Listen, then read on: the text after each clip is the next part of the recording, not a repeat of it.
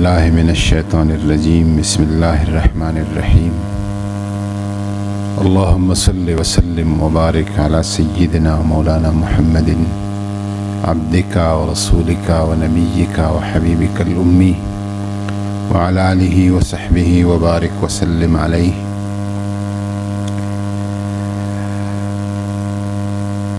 جناب صدر گرامی قدر صاحبزادہ پیر سید نوید الحسن شاہ صاحب، میرے محترم اور مخدوم جناب ڈاکٹر ظفر اقبال جلالی صاحب، یہاں پر تشریف رکھنے والے تمام اہل علم، اہل فضل، اہل دانش، تمام حاضرین کو السلام علیکم ورحمۃ اللہ وبرکاتہ۔ میں آج کے افکار صوفیہ کانفرنس پر اس کے منتظمین کو اور داعیین کو اور خادمین کو سب کو مبارکباد پیش کرتا ہوں، اور بطور خاص علامہ ڈاکٹر ظفر اقبال جلالی صاحب کا شکریہ ادا کروں گا کہ حسب سابق آپ نے مجھے حکم دیا اور اس مجلس خیر میں اور بزم برکت میں الحمدللہ آنے کی اور بیٹھنے کی سعادت حاصل ہوئی۔ میرا ایمان ہے کہ جس طرح ہمارے اسلاف نے فرمایا ہے کہ عند ذکر الصالحین تنزل الرحمہ، جہاں اللہ کے ولیوں کا ذکر ہوتا ہے وہاں اللہ تعالیٰ کی رحمتوں کا نزول ہوتا ہے۔ یہ مجلس رحمتوں کے نزول کا باعث ہے۔ جہاں یہ مجلس ہو رہی ہے، جس شہر میں ہو رہی ہے، جس ملک میں ہو رہی ہے، جس خطے میں ہو رہی ہے، جن ساعات اور لمحات میں ہو رہی ہے، سب کے لیے باعث خیر اور برکت ہے۔ مجھ سے پہلے جن مقررین کو اور یہاں اسٹیج پر خطاب کرنے والوں کو میں نے سنا، انہوں نے انتہائی زرعی خیالات کا اظہار فرمایا، اور میں صرف اس بات پہ اکتفا کروں گا کہ پاکستان کا تصور صوفیہ کے فکر کے بغیر ادھورا ہے، اور پاکستان کے بارے میں ہمارا ایک جذبہ ہے، ایک نعرہ ہے، اور وہ یہی ہے کہ اولیاء کا ہے فیضان، پاکستان پاکستان۔ اور یہ صرف ایک نعرہ یا جذبہ نہیں ہے، اس کے پیچھے ایک تاریخی حقیقت ہے، اور تحریک پاکستان کا بنیاد جو ہے دو قومی نظریہ ہے، اور دو قومی نظریے کے سرخیل اور بانی مبانی حضرت مجدد الفسانی سرہندی ہے۔ یہ فکر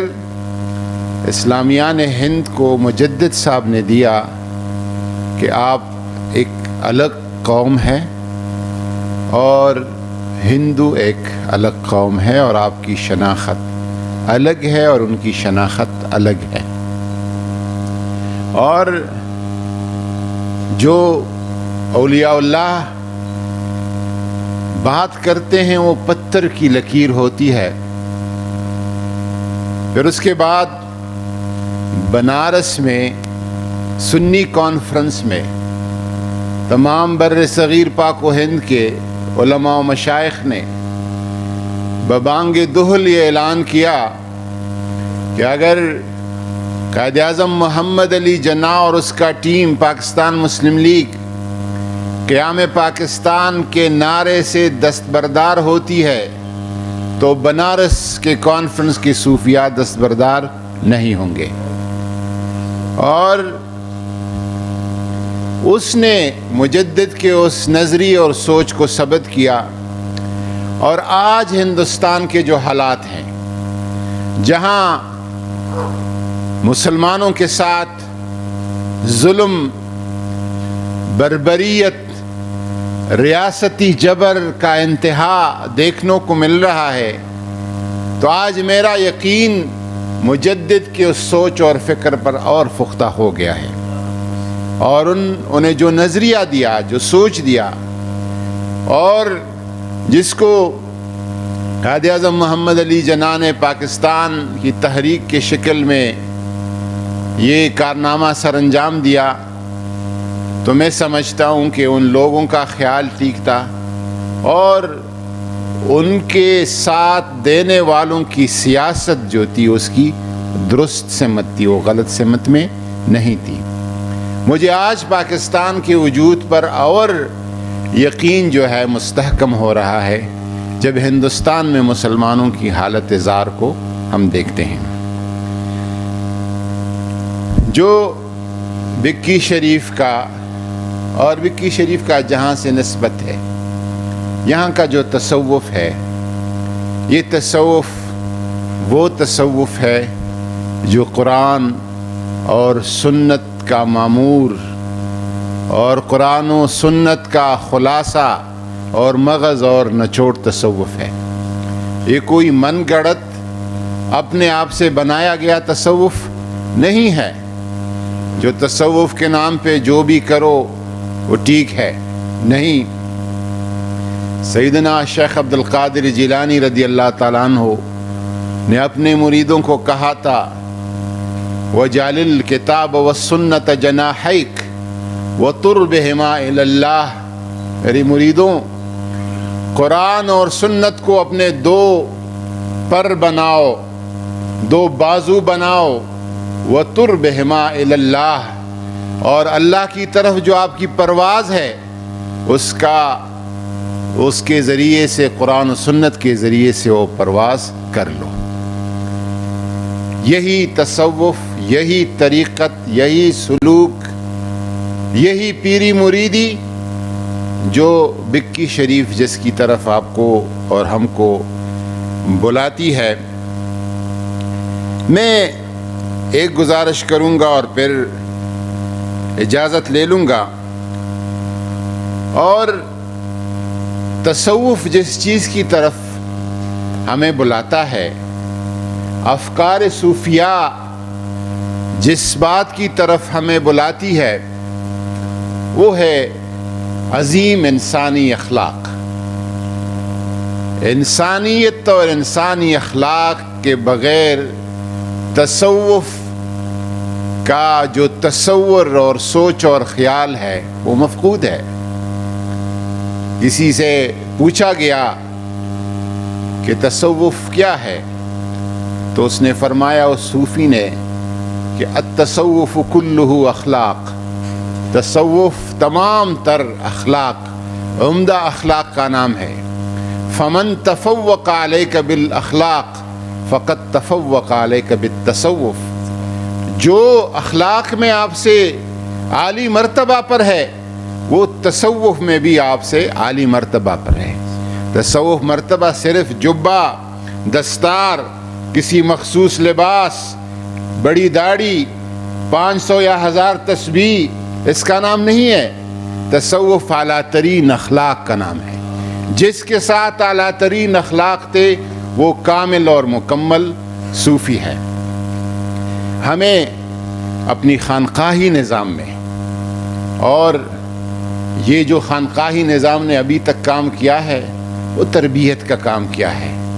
خانقاہی نظام میں ہمیں فوکس کرنا چاہیے کہ ہم بہترین اخلاق سے اپنے مریدوں کو، اپنے شاگردوں کو، اور جس کو ہم ذکر اور تسبیح دیتے ہیں، ساتھ ساتھ بہترین اخلاق کی بھی ہم تاکید اور تلقین کریں۔ یہ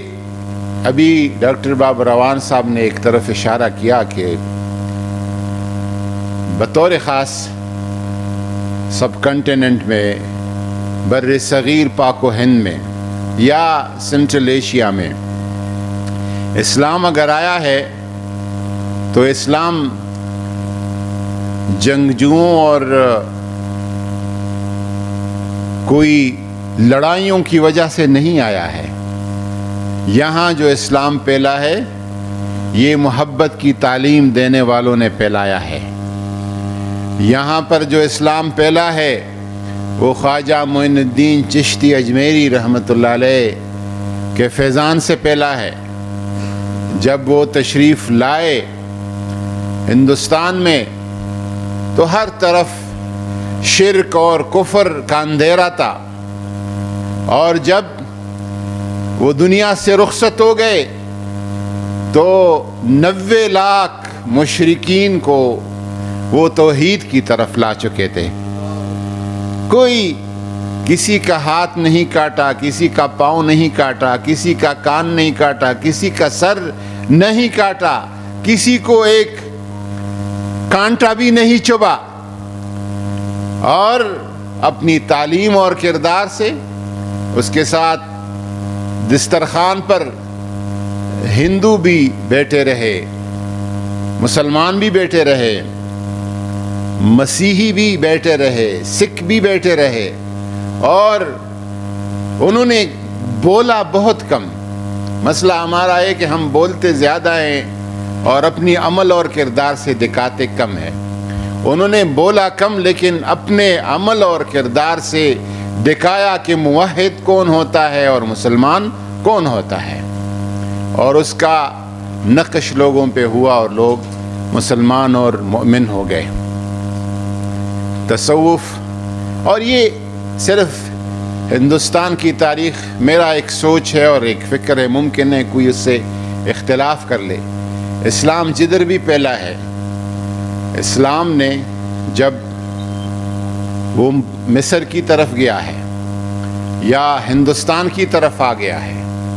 یا روم کی طرف گیا ہے یا عراق اور ایران کی طرف گیا ہے، تو اسلام نے وہاں کی جو مخصوص علاقائی ثقافت کے رنگ ہے اس کو کبھی نہیں چھیڑا. مصریوں کو کہا آپ کا ہزاروں سال کا مصری ثقافت ہے، اس ثقافت کو اپناتے رہیے، لیکن آپ کے ثقافت میں توحید اور رسالت اور یوم روز آخرت کا تصور ہونا چاہیے. ان کی عقیدے جو بنیاد ہوتا ہے عقیدہ کے اصلاح کر دی، اور عقیدہ کے ساتھ ساتھ ان کی ثقافت جو تھی، ان کا جو ماحول تھا، وہ خود بخود بہتر ہوتا رہا. کبھی اسلام نے مقامی ثقافت کے ساتھ تصادم اور کنفرنٹیشن کا رستہ نہیں اپنایا. اور اسی طرح اسلام کا جو یہ تیزتر پھیلاؤ ہے یہ ممکن ہو سکا رسول اللہ کے منبر کا جو کام ہے وہ غیر مسلموں کو اسلام کی طرف بلانا ہے. ہم اس ملک میں حضور نبی کریم صلی اللہ علیہ وسلم کی سنت اہل وطن کے لیے، وطن کی محبت کے لیے، جب مکہ مکرمہ کے لوگوں پر، حالانکہ وہ مشرکین تھے، مکہ کے لوگ جب حضور کو پتہ چلتا کہ ان پہ کوئی تکلیف اور مشکل آئی ہے، حضور صلی اللہ علیہ وسلم مدینہ منورہ میں رات کو گڑ گڑا کے ان کے لیے رویا کرتے تھے، کیونکہ وطن کا رشتہ تھا. جن کے ساتھ بھی ہمارا وطن پاکستانیت کا رشتہ ہے، ان کے لیے ہمارے دلوں میں رحمت چاہیے، شفقت چاہیے اور محبت چاہیے. یہی چند باتیں اگر میں اس کو کہوں کہ یہ صوفی فکر کا خلاصہ ہے اور نچوڑ ہے. میں آخر میں ایک دفعہ پھر پیر صاحب کی علمی کاوشوں کا اور بکی شریف کا جو علمی گلستان ہے، میں دعا گو ہوں کہ اللہ تعالیٰ اس کو اسی طرح تر و تازہ اور قائم و دائم رکھے. وما علینا الا البلاغ.